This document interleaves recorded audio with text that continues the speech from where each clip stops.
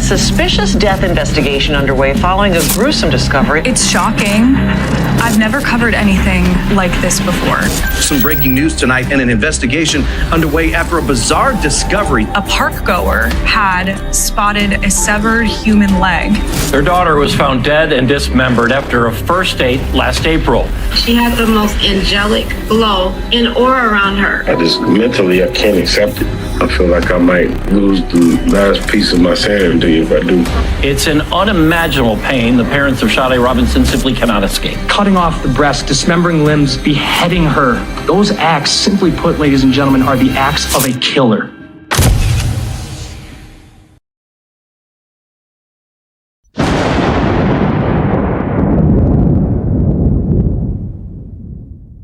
A 19-year-old college student gets ready for a first date. She's excited, texting her friends about the guy she met at a bar a few weeks ago. His name is Maxwell Anderson. He's 33. Older, but charming. They're going to dinner at a seafood restaurant. She puts on jeans, a crop top, sneakers. She takes a selfie. She looks beautiful. At 5:30 p.m. on April 1, 2024, Sade Robinson walks into the Twisted Fisherman in Milwaukee, Wisconsin. Surveillance cameras capture her smiling, sitting across from Maxwell. They eat. They drink. They go to another bar downtown. She sends a Snapchat to her friend, "He's really nice."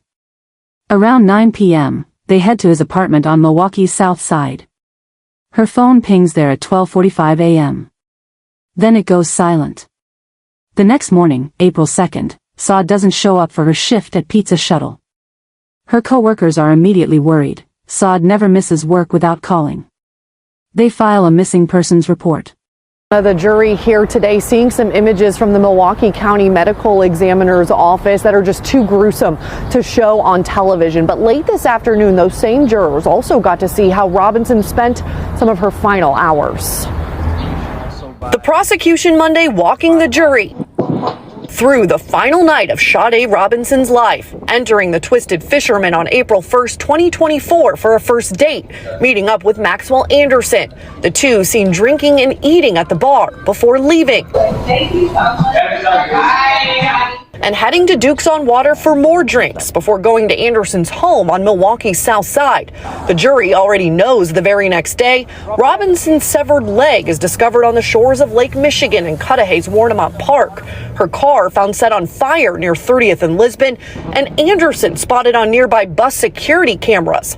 All of that leading up to his arrest on April 4th. The jury learning Monday undercover investigators pulled him over near his home for expired registration. The detective recalling Anderson physically shaking at the time. I asked Mr. Anderson to shut off his vehicle, to which he complied. I then asked Mr. Anderson to step out of the vehicle, to which again he complied. I immediately grabbed onto Mr. Anderson and I took him into custody by placing him into handcuffs. Any weapons on him, sir? No. What's going on? The defense? What we saw in your body cam is Mr. Anderson cooperating with law enforcement. Correct. Pointing out Anderson's compliance as he made his way to jail, where he's remained ever since. Once you made contact with him, he was answering your questions, correct? Correct. And he didn't try to run away on foot, correct? Correct. He didn't resist arrest, right? Correct. Now, Hannah, you mentioned an assistant medical examiner testified today. What came of that testimony? Well, Deanna, she was able to determine that Robinson's death was a homicide, but due to the fact that they were only able to examine different body parts of hers, and some of those parts were submerged in water for a time, others decomposing, they were not able to determine how Robinson died. And still, nonetheless, those details gruesome and very disturbing as well. Hannah Hilliard reporting live in Milwaukee for us. Hey guys, welcome to the vlog. Come on. That same day, at 7:37 a.m., a man walking his dog in Warnemont Park along Lake Michigan makes a horrifying discovery. A human leg. Severed at the hip. Cut with what appears to be a saw. DNA testing confirms, it's Sade Robinson. Over the next weeks, more body parts are found scattered across Milwaukee County. A foot near a playground. A torso and arm on a remote beach. Another arm washes up 53 miles away in Waukegan, Illinois. Sada's head is never found. And when investigators track her final movements using Snapchat location data, surveillance footage, and cell phone records, they discover something chilling. Maxwell Anderson had planned to kill her weeks before their date. A confidential informant tells police Maxwell said he intended to kill Saad Robinson using a gun, then dismember her body in his basement and dispose of her body throughout the city. It wasn't a date gone wrong. It was premeditated murder. This is the story of Saad Robinson. A bright, ambitious criminal justice student who was one semester away from graduating. Who dreamed of joining the Air Force. Who worked 2 jobs to support herself. And who trusted the wrong man on what should have been a normal first date. This is her story. Saad Carlina Robinson was born on May 10, 2004, in Vicksburg, Mississippi. Her parents, Carlos Robinson and Sheena Scarborough, never married but built a loving home together.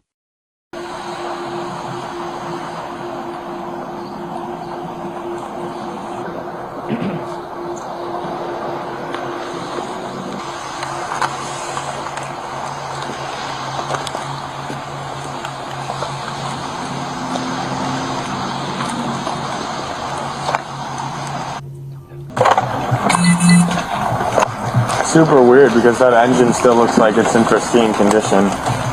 So. Huh? It didn't even look like, I mean that in the sense of like the fire didn't even touch the engine or any part of the front of the vehicle. Oh, it was only interior.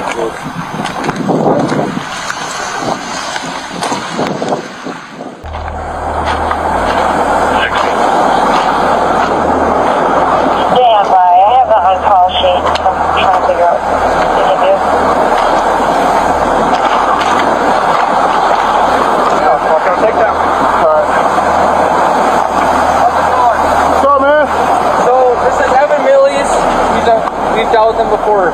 Sometimes, mostly a good guy. He's gotten in this trouble a couple times, but good dude. Okay. So they walked down the S curve from Sheridan, started walking south just for fun, you know, rough day on the beach. As they were walking, see that leg right there? Yeah. Said that it was up about approximately where the end of that stick, that branch is. By the bushes right there. Yeah, bushes, said that they saw it up there. So it's like up on the hill, kind of? Yeah. Okay. So said that him and his buddy, who's in my squad right now, walked out, called us, and then when we came back, it was about, I don't know, maybe 7 feet east. By the rock. I moved it just for evidence purposes. Okay, so they get swept away? Yeah. Okay. How long were you out here? About probably an hour. An hour? Yeah. Okay. When Saad was nearly 2 years old, the family relocated to Wisconsin, where they settled in Milwaukee. From an early age, Saad was drawn to helping people. She was kind-hearted, free-spirited, ambitious. She loved spending time with her younger sister Adriana, who looked up to her as a role model and best friend. The 2 sisters worked together at the Wisconsin Country Club and were inseparable. Saad developed a passion for criminal justice. She wanted to understand the law, help victims, make a difference. In pursuit of that dream, she enrolled at Milwaukee Area Technical College, MATC, to study criminal justice. By early 2024, she was in her final semester, just weeks away from graduating. Her graduation was scheduled for May 10, 2024, her 20th birthday. She was also contemplating joining the Air Force. Saad was independent, driven, focused on building a future for herself. She lived in her own apartment, worked 2 jobs. One at Pizza Shuttle, a local restaurant, and another at the Wisconsin Country Club, to support herself financially. Friends and family described her as someone who never let obstacles stop her. She was a hard worker who set goals and achieved them. On the evening of April 1, 2024, Saad was getting ready for a date. She'd met a man named Maxwell Stephen Anderson at a bar in Milwaukee a few weeks earlier, in March. They'd exchanged numbers, texted, and he'd asked her out to dinner. She come this way? Yeah. Yeah? It's going the to be first time you seen anything here? Yeah. It's the first time you seen anything like this? Yeah. Yeah, okay. Alright, Evan. Just hang tight, don't go anywhere, okay? Yeah.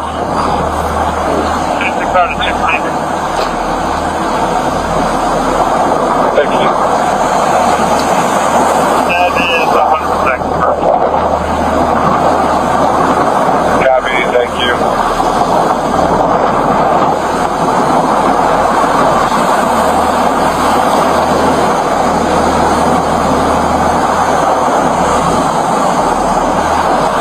All right, hang on, Evan. We'll talk to you some more, okay?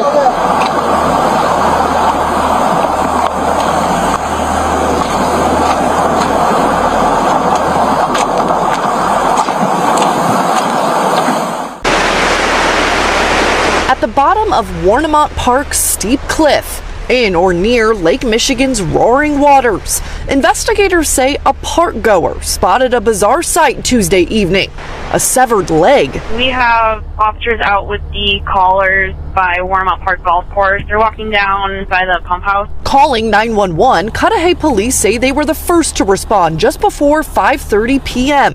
Within 10 minutes, dispatchers heard saying this over their radio. Cudahy, Sheriff Unlawful. This is the sheriff. Go ahead. It's confirmed and located.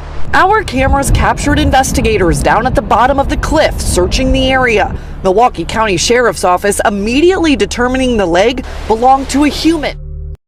Maxwell was 33 years old, 14 years older than Saad. He lived in Pewaukee, Wisconsin, and worked as a welder. He seemed nice enough. Saad told her friends she was excited. At approximately 5:30 p.m., Saad arrived at the Twisted Fisherman, a seafood restaurant on West Canal Street in Milwaukee's Menominee Valley neighborhood. Surveillance footage shows her walking in wearing jeans, a black crop top, and white sneakers. Maxwell was already there, waiting for her. They ordered dinner and drinks. Saad was 19, legally underage for alcohol in Wisconsin, but the restaurant served her anyway. Her family would later file a lawsuit against the Twisted Fisherman and another bar, claiming they contributed to her death by serving her alcohol and allowing her to become intoxicated while with a predator. After dinner, around 7 p.m., Saad and Maxwell left the restaurant and headed to Duke's on Water, a bar in downtown Milwaukee. Surveillance cameras captured them entering together. Saad sent a Snapchat message to a friend around this time, saying the date was going well. "He's really nice," she wrote. They stayed at Duke's for about 2 hours, drinking more. Then, around 9 p.m., they left and drove to Maxwell Anderson's home, a residence in the 3100 block of South 39th Street on Milwaukee's South Side. Saada's phone pinged at Maxwell's address multiple times between 9 p.m. and 12:45 a.m.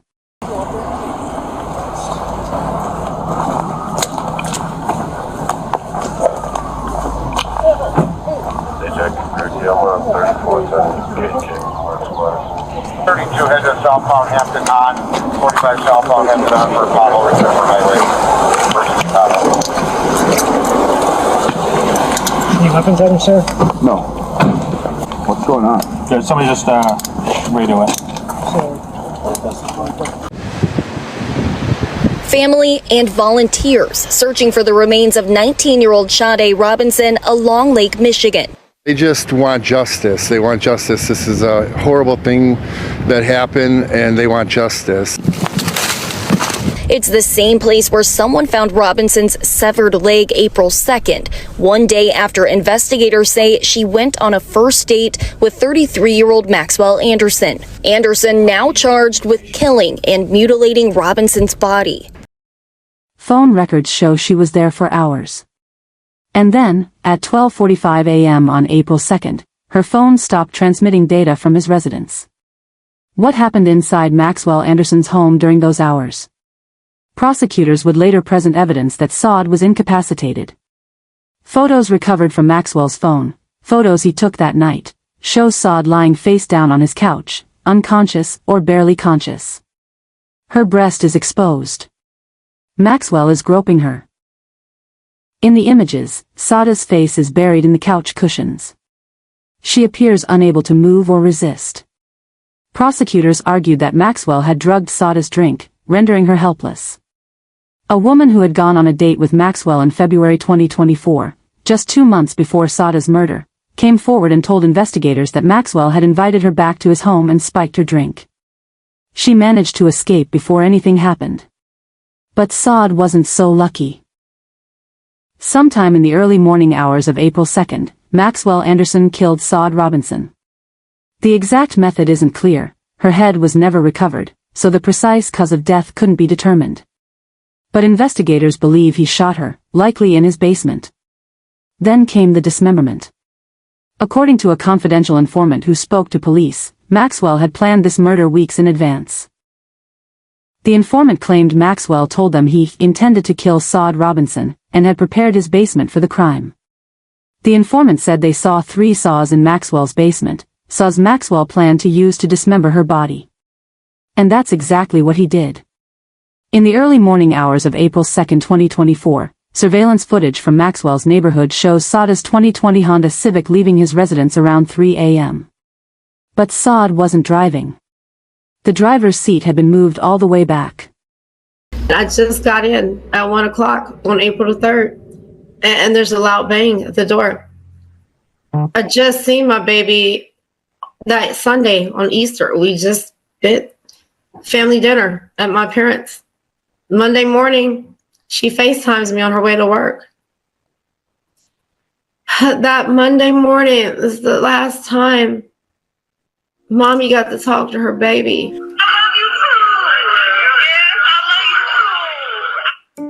That's Sade. It's my baby. At what point did you realize that your child was missing and she wasn't coming back? I think when they came to my house, when the sheriff department came like 1 o'clock in the morning to get my DNA, it kind of hit home because I was in denial, and I would tell Sheena that it's not her. It's got to be a logical explanation for this, and I'm still probably in denial to some point. I can't help it. I just can't accept this. I can't accept it. I feel like I might lose the last piece of my sanity if I do. Far beyond where Saad, who was 5 feet 4 inches, would have positioned it. Investigators determined the seat was set for someone around 6 feet 1 inch, Maxwell Anderson's height. GPS and cell phone records tracked the car's movements. It drove to Warnemont Park in Cudahy, a secluded area along Lake Michigan. Maxwell parked the car near a wooded area. And there, in the darkness, he dismembered Saad Robinson's body. Investigators believe he used saws to cut her into pieces. He severed her legs, cut off her arms, separated her torso from her head. The medical examiner would later testify that the cuts appeared to have been made with a saw-like tool, clean, deliberate cuts. Maxwell scattered Saad's remains throughout the park. He left one leg near the shoreline, partially hidden by brush. He disposed of other parts in the wooded areas. And then he got back in Saad's car and drove to Milwaukee's north side. At approximately 3:20 a.m., surveillance cameras captured a person, believed to be Maxwell Anderson, walking away from Saad's Honda Civic near 30th and Lisbon Avenue. Moments later, the car burst into flames. Maxwell had doused it with an ignitable petroleum distillate, likely gasoline, and set it on fire, trying to destroy evidence. The video shows Maxwell calmly walking away from the burning vehicle. He walked to a nearby bus stop and took a bus back toward his home on the south side. By 6 a.m. on April 2nd, Maxwell Anderson was back at his residence, acting as if nothing had happened. We are at the point where we want to cut to the truth, cut to the heart of the matter. His family should have the ability to influence him. If they are in any way, shape, or form decent human beings, they should take steps to convince him to tell the truth. In total, what the evidence in this case is going to show is that Maxwell Anderson murdered Sade Robinson the night of April 1st into April 2nd. He then brutally and callously cut her apart, disposed of her body parts, and burned her car. Maxwell Anderson was the last person to text with Sade Robinson. He was the last person to be in public with Sade Robinson. He was the last person to have Sade Robinson's car. He was the last person to be with Sade Robinson. And the evidence will show that he is responsible for Sade's death. But Saad Robinson was dead. Her body was in pieces, scattered across Milwaukee. And her family had no idea. When Saad didn't show up for her shift at Pizza Shuttle on the morning of April 2nd, her coworkers immediately knew something was wrong. Saad was punctual, responsible. She never missed work without calling. They tried to reach her. No answer. They called her family. Carlos Robinson, Saada's father, tried calling his daughter. No response. Sheena Scarborough, her mother, did the same. Panic set in. Saada's family filed a missing persons report. That same day, at 7:37 a.m., a man named Devin Johnson was walking near Warnemont Park with a friend when they made a horrifying discovery, a severed human leg lying near the shoreline. I thought it was a mannequin at first, Johnson later told reporters. But as he got closer, he realized it was real. A human leg, severed at the hip, covered in what appeared to be saw marks. Milwaukee County Sheriff's deputies responded to the scene. Lead Detective Joe Donner arrived and immediately recognized this was a homicide. But she had more questions than answers. "We have a leg," she later recalled thinking. "Where's the rest of her?" At that point, investigators didn't know the leg belonged to Saad Robinson. But Milwaukee Police Detective Nora Donegan had a hunch. She'd just taken a missing persons report for a 19-year-old woman who'd gone on a date the night before and hadn't been seen since. Could this be her? Preliminary DNA testing confirmed it. The severed leg belonged to Saad Robinson. On April 12, 2024, Milwaukee County Sheriff Danita Ball held a press conference. "The severed leg has been preliminarily identified as belonging to Ms. Robinson," she announced. The room of reporters fell silent. But the nightmare was just beginning. Over the next several weeks, more of Saada's remains were discovered. April 6th. Max being the last person to go on a date with Sade, and that's frankly why law enforcement zeroed in on Max. You are going to hear that the amount of law enforcement resources that were spent on this case by the Sheriff's Department, the Milwaukee Police Department, the FBI, the amount of resources that were spent on this case, I think is probably unparalleled in Milwaukee history. The amount of money and time and effort that was put into collecting video evidence, to searching Maxwell's home, to interviewing coworkers, interviewing people that might know him, an immense investigation. And the state knows that there are serious holes in their case. They know it. They know that there's reasonable doubt, and that's why they're coming at you with this phrase, like common sense. So let's talk about that. There is absolutely no reason for Max to commit a crime like this. What you're going to hear in this trial is that Max and Sade lined up a date together like any couple of youngsters do, and they lined up a date at Twisted Fisherman. This is a place that Max used to work. You'll hear that they went there, they had dinner, and it was an ordinary evening. From Twisted Fisherman, as the state just told you, they went to Duke's. This is another place where Max is known. There was no secret place that Max took Sade that night, nowhere that anybody wouldn't have known him or recognized him. These are former places he worked and coworkers that he interacted with. And what I didn't hear was the theory of why Max did this, how Max did this, but I think what I heard in opening just now is that Max must have done this at his home. That seems to be the theory. Max brought Sade back to his home and killed her. Why? It's a normal date.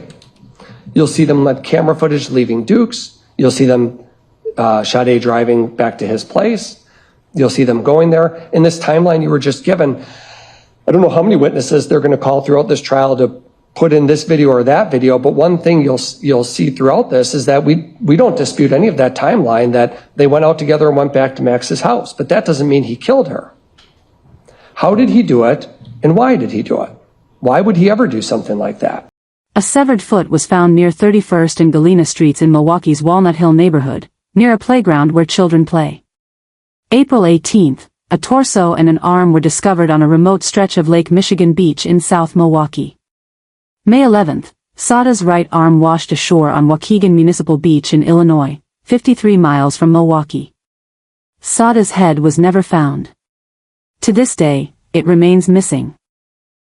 I don't even have her completely to be able to put her at peace, her father Carlos would later say at Maxwell Anderson's sentencing. It brings me night terrors. Investigators worked tirelessly to piece together what happened. They reviewed surveillance footage from the Twisted Fisherman and Dukes on Water, tracking Saad and Maxwell's movements throughout the evening. They obtained cell phone records showing Saada's phone at Maxwell's residence. And crucially, they used Snapchat location data. Saad had Snapchat's location sharing feature enabled. Her friends could see her real-time location on Snap Map. That data showed Saad at Maxwell Anderson's address on the night of April 1st. And on April 3rd, 2 days after Saad was killed, Maxwell's phone pinged near Warnemont Park, exactly where Saada's leg would later be found. On April 4, 2024, just 3 days after Saada's disappearance, Milwaukee County Sheriff's deputies conducted a traffic stop. Looking at the passenger compartment, so the front seats, the back seats, we had heavy mass loss to contents as well as the seating, both the backrests, and there's more survivability to the seat cushion, but the backrests for the two front bucket seats and the backrests for the rear seat were uniformly consumed. And so it was very clear that the fire had originated inside the passenger compartment. All right, and for the record, while you were talking, I put up Exhibit 62, which has already been admitted. That would be an image of the interior compartment, correct? Correct. What can you tell us about the windows? When I examined the windows, I had a lot of window remnants deep inside the window wells, indicative of the windows being at least partially open during the fire event. Let's talk about excavation. What happened? What did you notice through that? So like I said before, when we determined origin, and that being the passenger compartment, we started excavating, looking for what are our fuel loads. The back seat, I remember seeing a fleece blanket, which I believe we see here in this photograph. There were remnants of cardboard, remnants of paper material. I do recall, I believe, a purse in the back seat. There was also remnants of a Bic lighter, I recall seeing in the back seat. And as we excavated further now into the front of the passenger compartment, I reached the area of the floorboard on the front passenger side. So front passenger bucket seat, right at foot level. During excavation, I located what appeared to be remnants of a stuffed animal, green in color, at least majority of it green that had survived. And as soon as I turned it over, I was overwhelmed by an odor consistent with the possible presence of a petroleum distillate. It smelled like, sometimes we can't tell what it is, but it could be gasoline, it could be lighter fluid, it could be any kind of petroleum distillate. But whatever this stuffed animal was appeared to have been saturated with it because it had weight to it. And it was an overwhelming odor that I experienced. What I ask you to do at the end of trial is two things. And there are two things that the judge just mentioned during those instructions. Use your common sense and search for the truth. That is your job. You will see, the evidence will show that what happened to Sade Robinson that night was not an accident. One does not end up going out to dinner and then going out for drinks on Water Street for a good time to being dead and cut up into pieces and discarded into Lake Michigan unless someone intends for that to happen. That's what the evidence will show happened to Sade Robinson. And the evidence will show Maxwell Anderson is responsible. At the end of this trial, I'm going to come back before you and again ask you to do what I asked you to do from the beginning, to use your common sense and search for the truth. And if you do those two things, you will find the defendant guilty. Defense. They pulled over Maxwell Stephen Anderson. He was arrested and taken into custody. Investigators executed a search warrant on Maxwell's home. In the basement, they found blood evidence. Women's clothing, some hidden.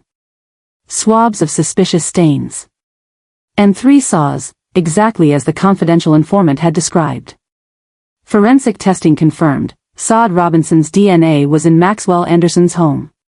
On April 12, 2024, Maxwell Anderson was formally charged with first-degree intentional homicide, mutilating a corpse, hiding a corpse, arson of property other than a building, He pleaded not guilty to all charges. Maxwell Anderson's trial began in May 2025, over a year after Sada's death. Prosecutor Ian Vanskersen told the jury that the evidence would prove, beyond a reasonable doubt, that Maxwell Anderson had killed Saad Robinson, dismembered her body, and tried to cover it up by burning her car. The prosecution presented overwhelming evidence. Surveillance footage showing Saad and Maxwell together throughout the evening of April 1st. Cell phone records placing Saad at Maxwell's home. Photos on Maxwell's phone showing Saad incapacitated on his couch.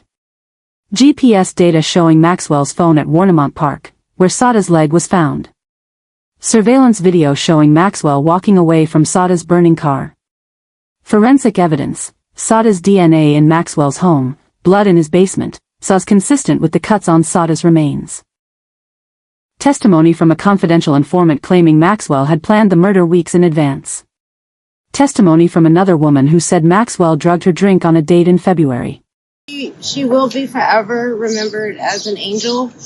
A light worker who's touched so many souls, so many lives in the Milwaukee community. She is our hero. She is forever leaving an imprint. She walked in her own path, her own light. She solved her own case. My baby solved her own case. That's how I raised my kids. We don't give up. We are fighters. I demanded justice. I stand tall. I stand affirmative. Sade will continue to walk with me daily and right beside me. Please continue to support us by walking in how you move every day. Like, live by your principles. Live in your true spirit. That's how Sade is remembered, from every job, from every stranger, from every person she touched. Her energy is just, it will be forever with us. Please continue to support the foundation, SadesVoiceFoundation.com. Myself and Adriana and all of the Sade's Voice angels and light workers that have been standing beside me, the whole team. We will definitely be advocating for all of the other missing, murdered, all of the other individuals in the community. I appreciate everybody in the community that's been standing beside us and by us. I know that there's a lot of other crime victim families in the community that have been outreaching me, and I have to take it one step at a time. I have to get my baby's justice first before I can be able to help maneuver and support any other crime victim families. But that's definitely going to be our mission. That's how I'm going to carry on Sade's, her voice. Definitely. I'll be working with Representative Sheila Stubbs. Thank you so much for being here. We're pushing for the missing and murder task force. It's mandatory. The state definitely needs it for our BIPOC women, for all women. And just allow us time to just kind of grieve. I haven't really had a day to grieve since April of last year. Me and Adriana have been nonstop all day, every day. We my mom, my family, all of us, we don't give up. The state began by using the phrase common sense. You heard it yesterday during jury selection, and you heard it again today in the state's opening. And they're using the phrase common sense because they want you to ignore the mountain of reasonable doubt that exists in this case. And the state knows that there are serious holes in their case. They know it. They know that there's reasonable doubt, and that's why they're coming at you with this phrase like common sense. So let's talk about that. There is absolutely no reason for Max to commit a crime like this. Max brought Sade back to his home and killed her. Why? It's a normal date. They zeroed in on him, they zeroed in on a time frame, and that was all they needed to do. I know that the evidence shows that when Sade's car left Max's house, and you never see him driving that car. The defense, led by attorney Anthony Cotton, argued that the state hadn't proven its case. They suggested someone else could have killed Saad. They claimed Maxwell had been set up. They said the evidence was circumstantial. But the jury didn't buy it. On June 6, 2025, after deliberating for just 45 minutes, the jury returned guilty verdicts on all counts. Guilty of first-degree intentional homicide. Guilty of mutilating a corpse. Guilty of hiding a corpse. Guilty of arson. Maxwell Anderson showed no emotion as the verdicts were read. On August 1, 2025, Maxwell Anderson appeared in Milwaukee County Circuit Court for sentencing. Sada's family members gave heartbreaking victim impact statements. Sheena Scarborough, Sada's mother, addressed Maxwell directly. "My daughter referred to you as a man. You will never be a fucking man, you're a pussy-ass bitch. There's no such thing as justice with what you did to my daughter. You plotted and planned to kill, dismember. Then you disrespectfully spread my daughter across Milwaukee like a piece of trash." Carlos Robinson, Sada's father, said, "You deserve what you get. He deserves the punishment that he gave to my daughter. Everything that he did should be done to him." 17-year-old Adriana Reams, Sada's younger sister, wept as she addressed the court. "All my sister did was meet someone, and he stole her life. I cannot meet any person without the fear that they're going to harm or kill me. I beg you to not let this man have any type of parole." Maxwell Anderson's family also spoke. His mother, father, and sister asked for leniency. They said Maxwell wasn't the monster the prosecution portrayed. I will now read them into the record. As to count 1, the verdict reads, "We, the jury, find the defendant, Maxwell Anderson, guilty of first-degree intentional homicide as charged in count 1 of the information." As to count 2, we, the jury, find the defendant, Maxwell Anderson, guilty of mutilating a corpse as charged in count 2 of the information. As to count 3, we, the jury, find the defendant, Maxwell Anderson, guilty of arson of property other than a building as charged in count 3 of the information. As to count 4, we, the jury, find the defendant, Maxwell Anderson, guilty of hiding a corpse as charged in count 4 of the information. At this point, I will poll the jury. What that means is as follows. I'm going to have the first. Maxwell himself addressed the court. "From the bottom of my heart, my deepest and most sincere condolences go out to Sada's family," he said. But then he maintained his innocence. "I took this to trial without ever once trying to make a plea deal of any kind, because I did not commit these crimes." Judge Laura Crivello wasn't having it. "I have to look at whether you're remorseful," she said, "and I don't think you're remorseful in any way." She sentenced Maxwell Anderson to life in prison without the possibility of parole. He will never walk free. Maxwell Anderson is currently incarcerated in Wisconsin. He has filed an appeal, but legal experts say his chances of overturning the conviction are slim. The case has sparked conversations about online dating safety, the dangers of meeting strangers, and the importance of trusting your instincts. Sada's family has filed a wrongful death lawsuit against the Twisted Fisherman and Dukes on Water, the bars that allegedly served alcohol to a 19-year-old minor on the night she was murdered. Sheena Scarborough, Sada's mother, has launched a program in her daughter's honor to help crime victims. She's also partnered with a Wisconsin state representative to create a task force to examine and prevent the disproportionately high levels of violence against Black women and girls. A mural of Saad Robinson now sits outside Pizza Shuttle, the restaurant where she worked. It's a beautiful tribute, Sada's smiling face immortalized in paint. Customers stop to take photos, to leave flowers, to remember the bright young woman whose life was stolen. On May 10, 2024, what should have been Sada's 20th birthday and her college graduation day, Adriana Reams walked across the stage at MATC wearing a pink cap and gown. She accepted her sister's posthumous criminal justice degree. Through tears, she said, "Seeing her live her life as such a hard worker who never let anything stop her, I knew that she would want me to do that after I lost her, that she would want me to keep living. Saad Robinson should be here. She should have graduated. She should have joined the Air Force. She should have lived to see her 21st birthday, her 30th, her 50th. She should have fallen in love, gotten married, had children. She had so much life ahead of her. Instead, she's gone. Murdered by a man she barely knew. A man who lured her to his home, incapacitated her, killed her, dismembered her body with saws, and scattered her remains across Milwaukee like garbage. And all because she said yes to a first date. This case is a stark reminder: online dating can be dangerous. Meeting strangers carries risks. And predators often don't look like monsters. Maxwell Anderson seemed normal. Charming, even. But behind that facade was a man capable of unthinkable evil. Saad Robinson trusted him. And it cost her everything. Rest in peace, Saad. You deserved so much better. On behalf of myself and my family, I'd like to say a few things. First, to Sade's family, there are no words that I can share